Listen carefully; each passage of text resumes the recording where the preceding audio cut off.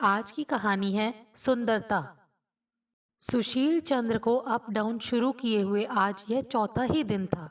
58 वर्ष की उम्र में जीवन में पहली बार वे ट्रेन से अप डाउन करते हुए अपनी सरकारी ड्यूटी निभा रहे थे। नौकरी के आरंभ से अभी तक अपने ही शहर में पदस्थ रहने वाले सुशील चंद्र का पहली बार शहर से काफी दूर तबादला हुआ था।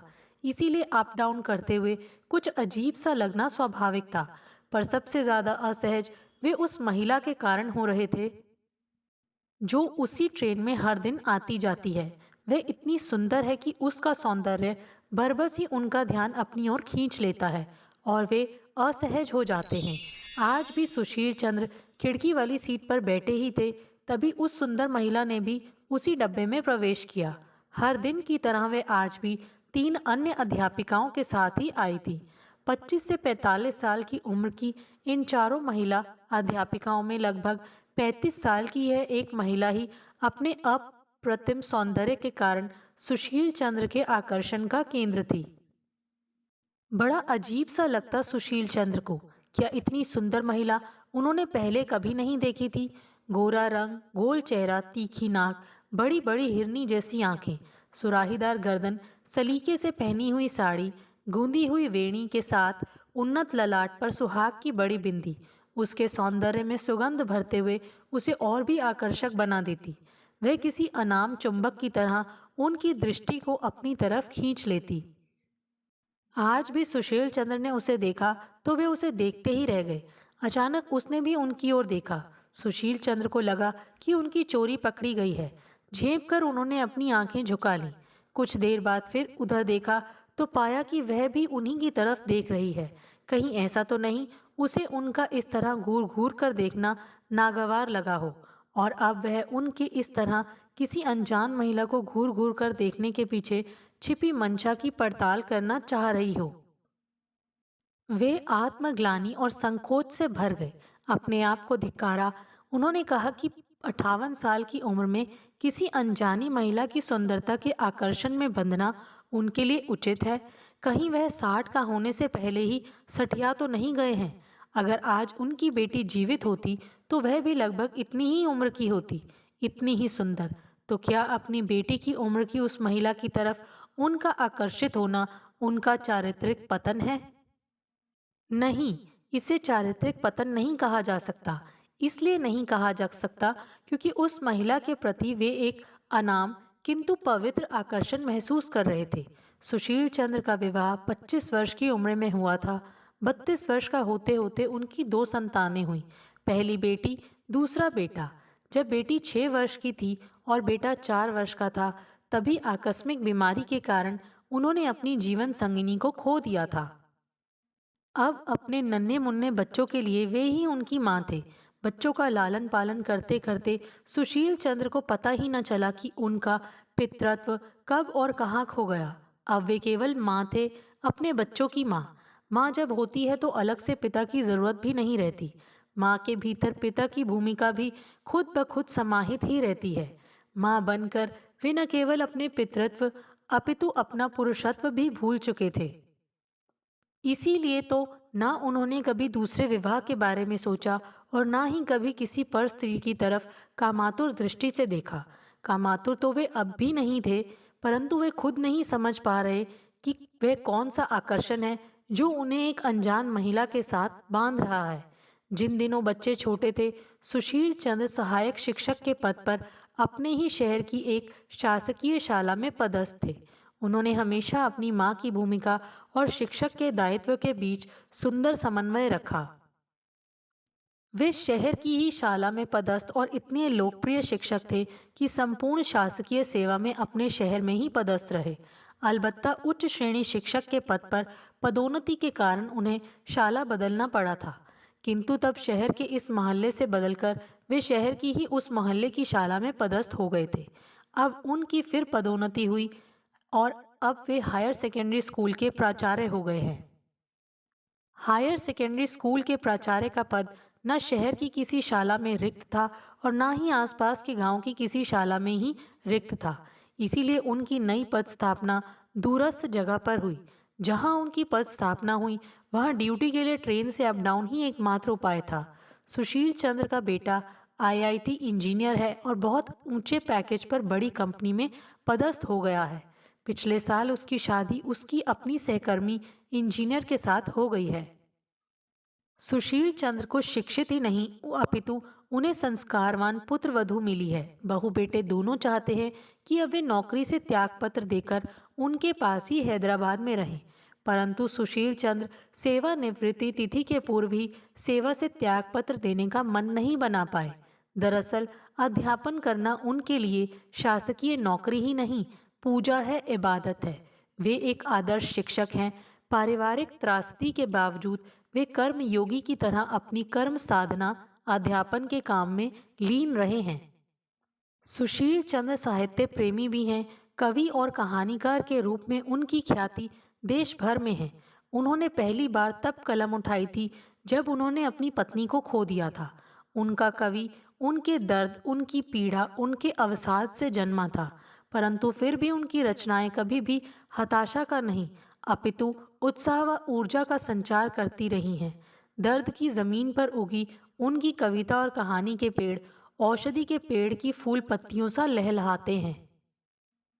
पत्नी के निधन पर वे शायद उतना नहीं टूटे थे जितना उनकी बेटी दामाद की सड़क दुर्घटना में मौत ने उन्हें तोड़ दिया था, और इसके बाद तो उनकी रचनाओं में करुणा का विस्फोट ही होने लगा था।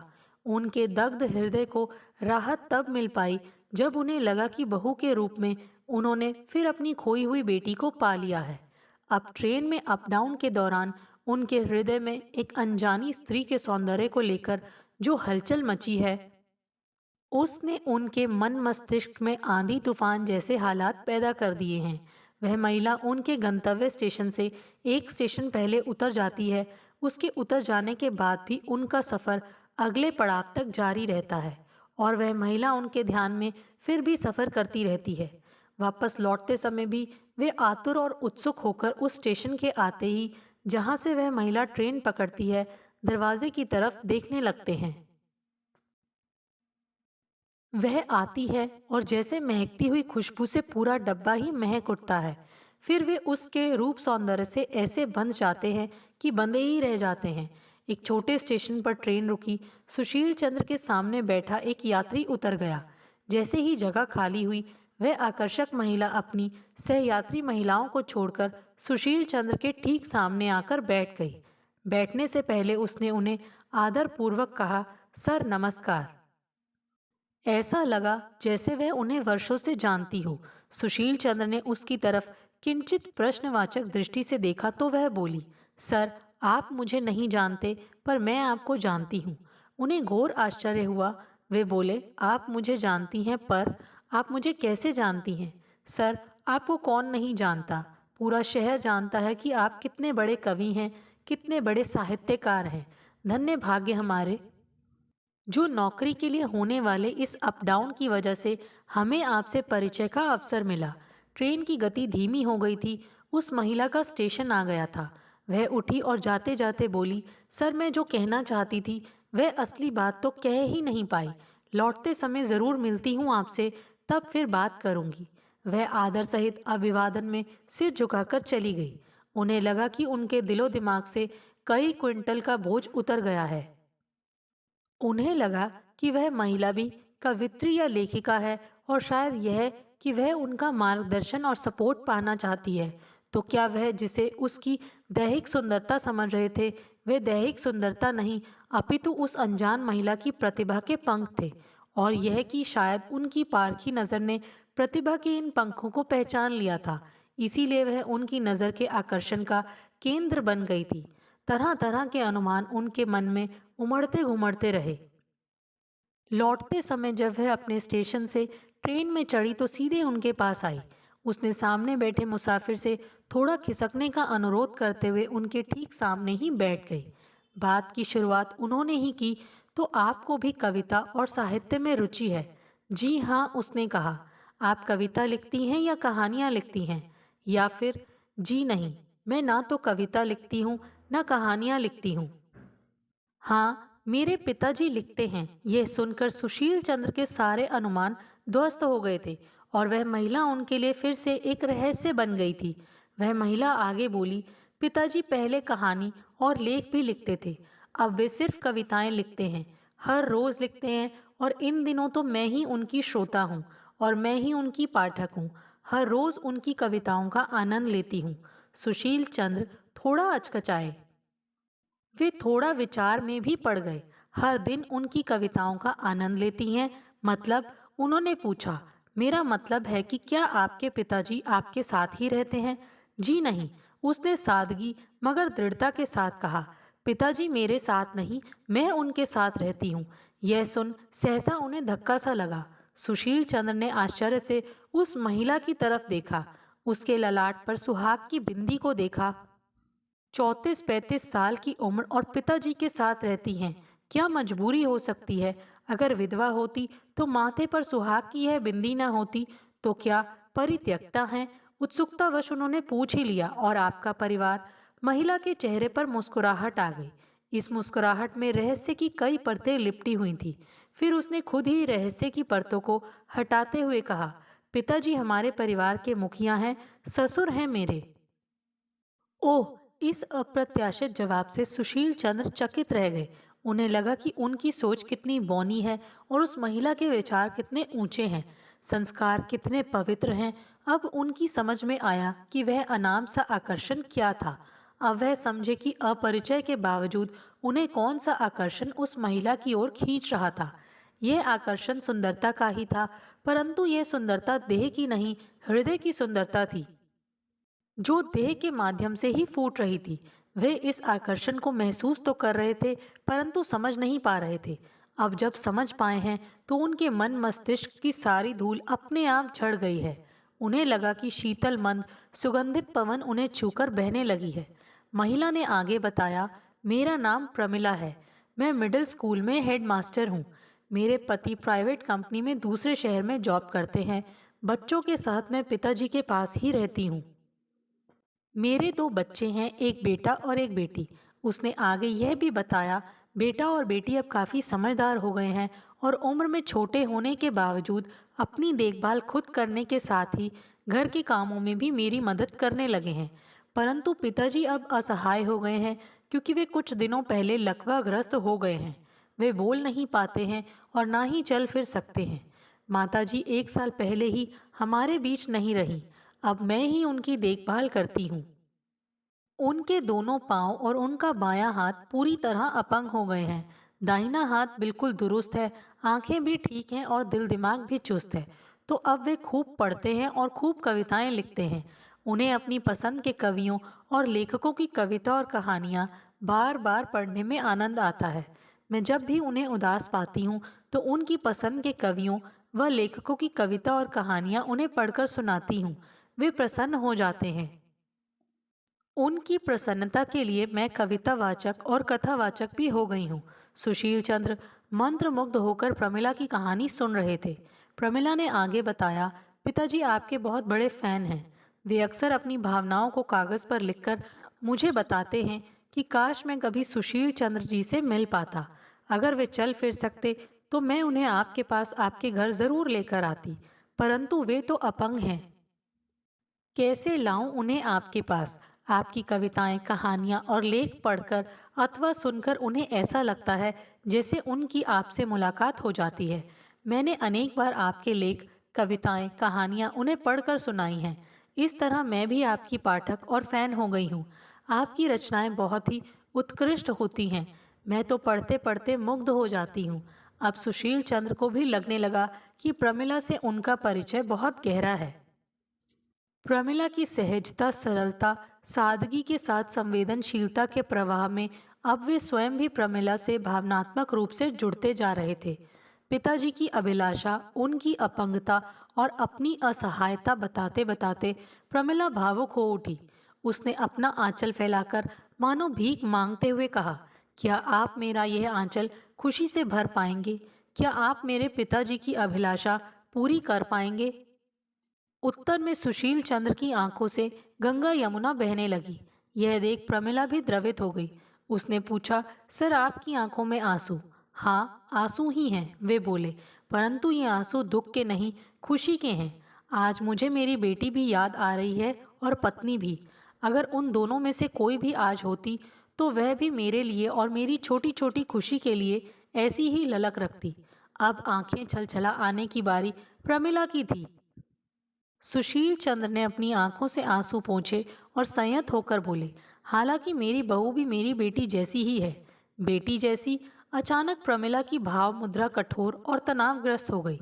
उसने इतनी कठोरता से यह प्रश्न किया कि वे सहम से गए। प्रमिला बोली, आपको अपनी बहू बेटी जैसी क्यों लगती है? बेटी ही क्यों नहीं लगती है?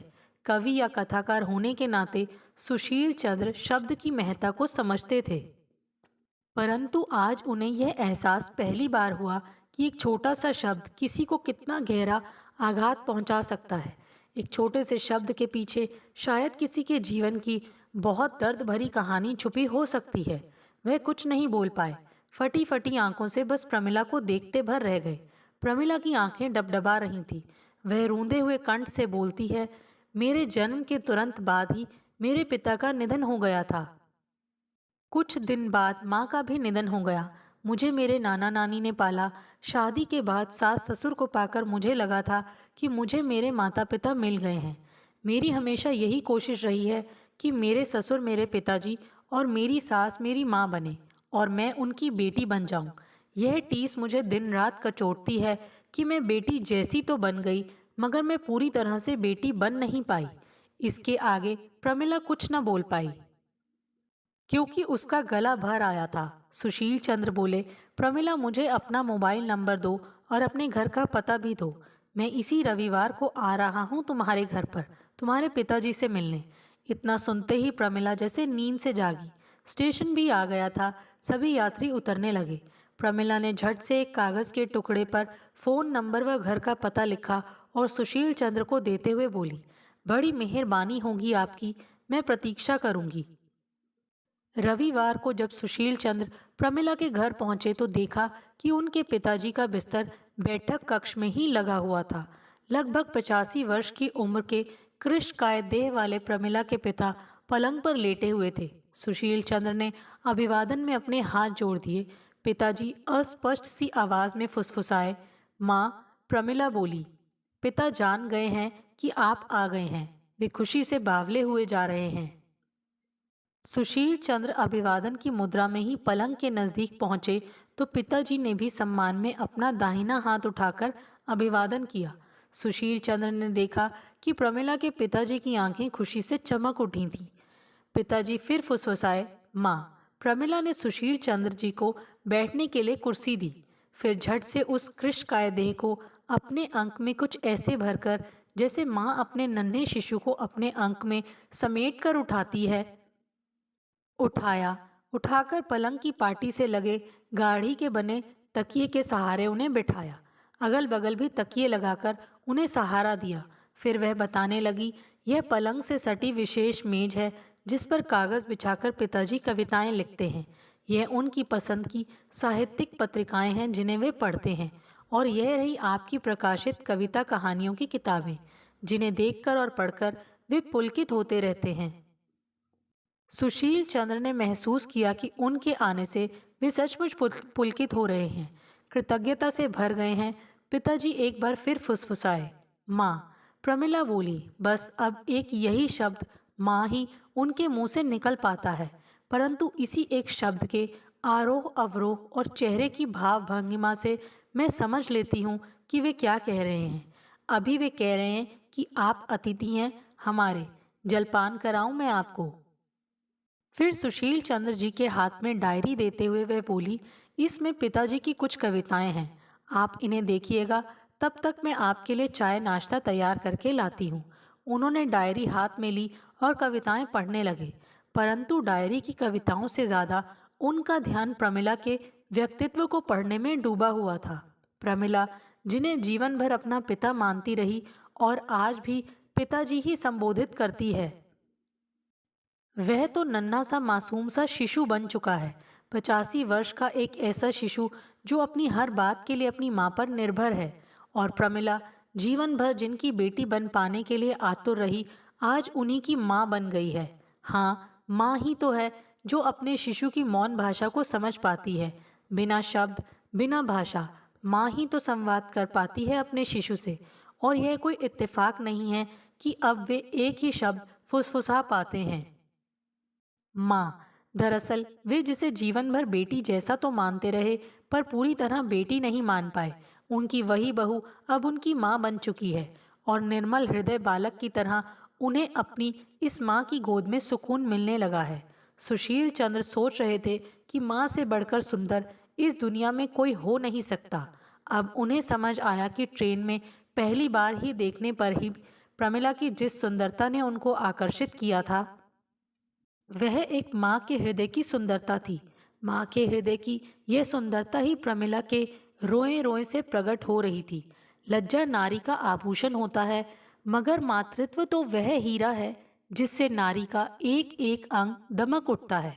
सुंदर नारी और भी सुंदर लगने लगती है जब उसके हृदय में ममता का संचार होता है, जब उसकी भावनाओं में करुणा का श्रृंगार होता है, विचारों में पवित्रता का संस्कार होता है। फिर उन्होंने मृत्युशैया पर लेटे 85 वर्षीय वृद्ध शिशु की डायरी से कविताएं पढ़ी, खूब बातें की, और जब विदा हुए तो प्रमिला से बोले, आज मैं तुम्हारी भावनाओं से अभिभूत हूँ। तुम इस घर में बहू बनकर आई, बेटी बनकर रही, और अब माँ बनकर तुमने इस पूरे घर को मंदिर बना दिया। और सुनो, आज प्रेरणा बनकर इस सोए हुए कवि के लेखक की चेतना को भी तुमने जगा दिया है। कुछ दिनों से मेरी आस्था और विश्वास की जमीन डामाडोल हो रही थी। जीवन की ऊष्मा कम होती जा रही थी। आज तुम्हारी भावनाओं से जुड़कर मेरे हृदय में फिर से स्फूर्ति का संचार हो रहा है। प्रमिला बोली, मैं तो स्वयं आपसे मिलकर अपनी चेतना में स्फूर्ति का अनुभव कर रही हूँ। सुशील चंद्र बोले, अगर सचमुच ऐसा है तो और भी अच्छा है।